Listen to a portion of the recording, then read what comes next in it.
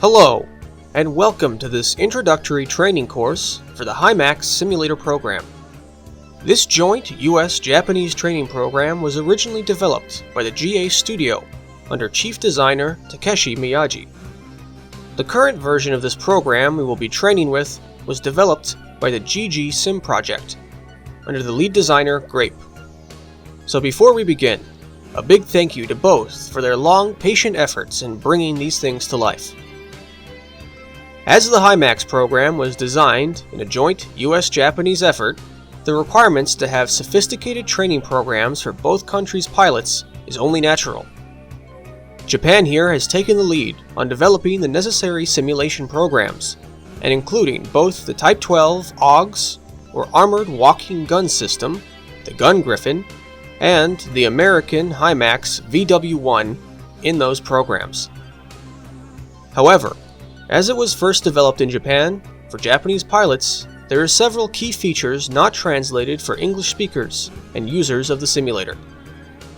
While various one-off training centers have worked around this translation in pieces, this video series will provide a comprehensive training module tutorial and walkthrough for the Type 12, the VW-1, the German Jagdpanther, as well as support training via the CCV or C2V vehicle, the M19 Brutal Crab, and the counter-AUG strategy in the Apache module present within the HIMAX simulator. Our initial goal for today will simply be the Type 12, as it serves as the baseline for understanding both the simulator and real abilities of the HIMAX project. As the VW-1 shares many of its systems, a comprehensive understanding here will make transferring those skills to the VW-1 or any second-generation AUGS platform much easier. So let's begin. There are many preconceptions about what exactly it is that an AUGS does and what its role is in the larger battlefield tapestry. A lot of rumors and gossip abound when it comes to the role of bipedal mechanized fighting vehicles. AUGS in general are very strange and unique platforms by default. Here, the Type 12, VW-1, and other second-generation units are even more specific. Before tackling the controls, let's establish the right mindset. Despite common misconceptions, the role of the HIMAX project is unlike that of the typical AUGS first-generation units or popular misconceptions. Whereas most people address AUGS as being a walking tank, they are only half right. Older systems functioned in a variety of mobile roles, providing remote access artillery support, vertical heavy fire support, or hazardous terrain rapid scouting. The second generation AUGS, however, are pushing the limit. Unlike those older platforms, the HIMAX project was designed as a new generation fighting platform. Like major leaps such as the F-22, the HIMAX was designed to combine all of the new advancements of the AUGS into one new vehicle. In short, the function of the HIMAX units, both Type 12 and VW-1, along with the quadrupedal M19 and German Jagdpanther, is to provide a crushing anti-armor breakthrough unit. While limited by a tight operational time and poor endurance, the Type 12 and VW-1 provide unsurpassed mobility and maneuvering options.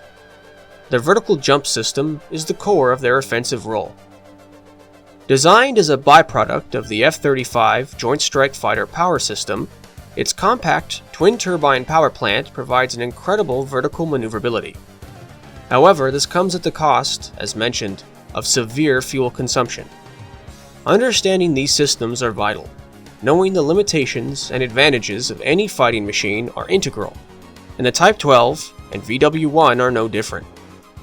The focus of this beast really is to use rapid relocation, fire on the go, often vertical attacks, to level and cut through enemy armor from unconventional angles and with lightning speed. So to conclude, this machine is not at all merely a tank on legs. Instead, it performs a role somewhat as combination of attack helicopter, tank destroyer, scout, and all-around anti-armor platform. It is capable of drastically devastating mechanized infantry. To help you keep this in mind, simply think speed, verticality, and power. This is the critical role of the Type 12 and VW1. Now, let's move on to the controls, weapons, and systems of the Type 12, present in this simulator. This will make up the bulk of this first module. It may seem mundane, but there are many nuances not easily apparent or missed in the simulator's default Japanese tutorial from the language barrier. Basic movement. Movement in the Hymax simulator has several options. The two main basic options for movement are FPS-like and gear and slide. FPS-like is a simplified control scheme. This removes a certain amount of detail, but is more accessible for initial beginner pilots to the simulator. The upper torso rotation is generally fixed. Speed is always set to the maximum allowed by terrain. W, A, S, D all give fairly standard inputs, forward and back, and strafing left and right. The mouse aiming center dictates the direction of travel for the vehicle. By setting a torso rotation button and holding it while turning, the machine will keep moving in the set direction of travel while the upper body can aim freely. An indicator on the central HUD shows you the rotation of your torso relative to the machine. Should the torso pass 90 degrees on either side, the machine will begin rotating the direction of travel. Gear and slide is the other main control scheme we will cover. This operates more similarly to a conventional automobile, with a walking, low-speed powered, and high-speed boost skate movement. The high-speed options are present as well in reverse. Side strafing functions similarly, while walking is a side step. While powered, it becomes a skate, or a side strafe, etc. Turret rotation still functions similarly. Either option for basic controls is valid, and either option can be used to complete the entirety of the simulator's courses. If you need to choose, think of them as the difference between driving automatically and driving stick. The heads-up display. The HUD on the Hymax is fairly straightforward and intuitive. We will cover it generally and then move on to each of its three major sub-areas in the following sections. In the center of your screen is the aiming reticle, and as just mentioned, turret torso rotation indicator. To the left is the zoom indicator. Underneath that is the selected weapon and its ammunition count. The vertical lines indicate the current pitch of the turret aim, with zero alignment to mean sea level horizon. At the top of the screen is the heading indicator showing your direction. 0, as you know, indicates compass north or magnetic north. To the left is the indicator for your current ground speed. Below that is the distance to the objective or nearest waypoint.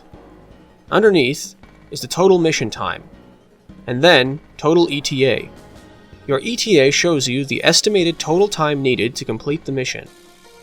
Important note: if you fail to achieve the mission objectives before the effective time limit, you will be penalized, or at worst, fail the simulated mission. The Type 12 has a very tight operational window, so remember, time is vital. Below those is the map box. The colored border of the map shows your estimated damage level. Green moving to red, which is most severe. This is only a general sense of damage. Just as in real life, the simulator cannot specify discrete damage. Inside this box is the radar map display. It shows your relative fields of radar coverage, proximity radar and frontal, as well as friendlies and their radar, any detected enemies, and so on. We will cover sensors in a later section. At the far right corner is the weapons list, showing you available weapons, your selection, their ammo, and below, total number of flares and countermeasures. Above the weapons listing is the final indicator group, the boost group. This shows your boost charge, cooldown timer, and altitude readout. Finally, in certain modes there is a score indicator on the top right corner. But this we will ignore for now. Let's focus on that last group and move on. Boosting and advanced movement. As we began with, the Hymax project, Type 12, and VW1 are built around this vertical maneuvering system. Mastering it is absolutely vital to calling yourself a Gungriffon pilot. For the Type 12 in the simulator, its boost system is built around the JSDF's, Japanese Self-Defense Forces, approach to the doctrine of the HIMAX. The Type 12 can initiate, in short order, 3 rapid vertical-powered boosts. After this, the hydraulic oils of the shock-absorbing legs need time to depressurize, and the turbines need time to cool. On the right, you will see the boost bar. This indicates time until you will be able to boost again after you've used your first 3 boosts. Important note: moving, especially powered wheel movement, will delay your ability to regain boost, as this will keep the joints pressurized and engines hot, and delay their appropriate reset. Once you have initiated a boost, you will begin to notice the specific boost behavior of the Type 12. How it falls, how it flies, how it moves, and so on. The Type 12 in particular is one of the most stable second-generation AUGs for a prolonged vertical hop, directly up, firing at targets, then descending. Its horizontal range is still quite astounding, but is somewhat inferior to the Jagdpanther or the approach of the American VW-1, which we will cover later on. They instead favor prolonged horizontal strafing runs. The final important thing to note is that the boost may be cancelled and mid-jump at any point, but be wary of landing area, and be wary of terrain when you come down, as long as any enemies you may land on. The current setup favors the shift key to initiate and cancel boost, but this may be changed to pilot's preference. Weapons. The weapons selection box shows the weapons list available for the Type 12. As you see the rest of the modules, you'll be more informed as to the role, use, and function of these weapons.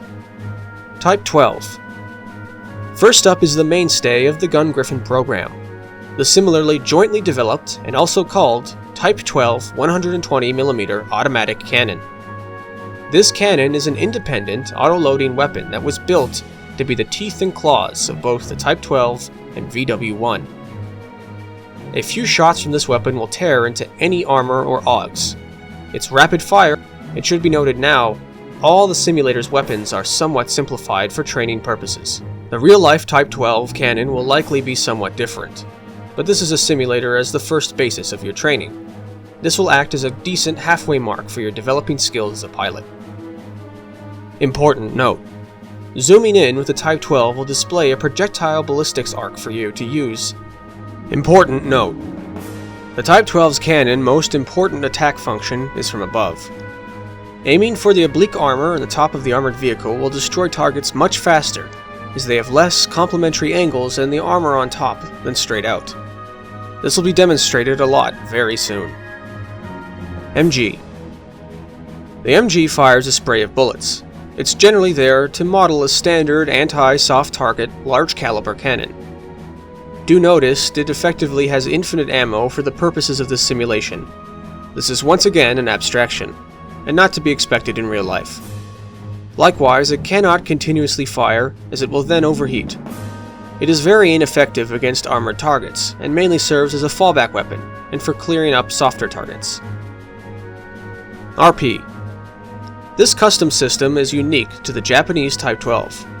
It's a series of electrically fired 25mm high-explosive grenade tubes mounted into the vehicle. It can saturate a massive area very quickly, but its fire rate means it has a very limited ammo. It's best used for rapidly destroying groups, dangerous enemies, rapid enemies, or in desperation as an anti-air weapon at close range. Important note: be mindful of its blast radius. It can permanently knock out your AUGs if fired too closely. ATM. This infrared homing missile makes up the Type 12's long-range guided weapon.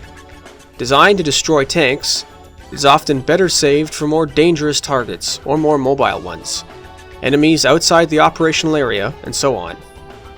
Its most vital ability is that its shaped charge warhead can bypass armor and one-shot certain enemies. Even the Type 12's cannon can have trouble with, but as well, its infrared tracking can be blocked by smoke, flares, and so on. Against air targets, it can perform reasonably well against helicopters at close range, and can take out jets. but only very low-flying CAS-attacked craft, and even then only if fired along the right vector of their approach. High-aspect shots will not hit. Radar. Radar is interesting, as at a baseline it's more so a directed sensor than a weapon. It reaches out and can detect enemies at longer range, and can perform guidance for the final weapon available, but we will cover that at the end of sensors. So let's finish off this section. Flares. These are your own countermeasures for dealing with homing missiles. Once more, this is an abstraction, as chaff is needed for radar-guided missiles, but this functions well enough for a baseline. Anytime an enemy is locking on, the yellow missile warning display will appear, and you should probably hit your assigned key for flares and pop several off while you keep moving. Sensors. The sensors of the Type 12 are standard but important. A night vision mode is present and can be toggled, useful in low light conditions. In addition, several separate warning noises will indicate the discovery of new enemy forces in your near proximity, enemies firing, and so on. Your HUD will display friendly and enemy units within the target box, as well as with a distance and unit type indicator. The two final main points are waypoints and the data link system. Waypoints in missions are set as an advisable combat path, but are not a must for mission completion. Missions can be completed via all waypoints or freely across the operation area. There is a toggle waypoint button to cycle listed waypoints for a mission. Finally, let's tackle data link. By zooming in twice on a friendly unit, we can enter into the data link interface. Here, a map box is displayed and can be adjusted, as well as the friendly's camera views can be displayed if selected. Clicking or dragging and selecting other friendlies will show you their view. If you have the authority, you can command them. Selecting a map point and opening the submenu allows you to set patrol points, or commands. Pass point will allow you to set a series of patrol points. Stay here will tell allies to halt at a point. Combat patrol will set them into an alert patrol. Follow me will indicate them to follow. Cover me will indicate for them to provide covering fire. These commands can also be stacked to provide a certain route. But remember, the clock is ticking. This interface is vital as it shows the Type 12 is not alone. Combined arms is a vital part of warfare, and some operations cannot be completed in this simulation without proper use of friendly units to provide cover, information, and so on. The CCV vehicle, or C2V as it's usually known in Western military terminology, is the command and control vehicle. Its mode and function in battle we will cover in a later module. For now, let's end by showing that dramatic and last weapon. By selecting the CCV vehicle via the data link function, we can select from the submenu, Support Fire. Now we can return to radar from earlier. By illuminating the target and keeping it visible with our reticle, you will notice a red dot now appears and rotates inwards. A support fire package has been launched to aid you. When the red dot overlaps the white, the package has arrived. On that climactic note, this concludes HIMAX Simulator Walkthrough Training Module 01, Basic Features of the Baseline Type 12 Unit. In Module 02, we will go through the simulator's baseline initial combat scenarios, and their basic and advanced completion methods, along with basic battlefield strategy for the operation of the Type 12 Gungriffon.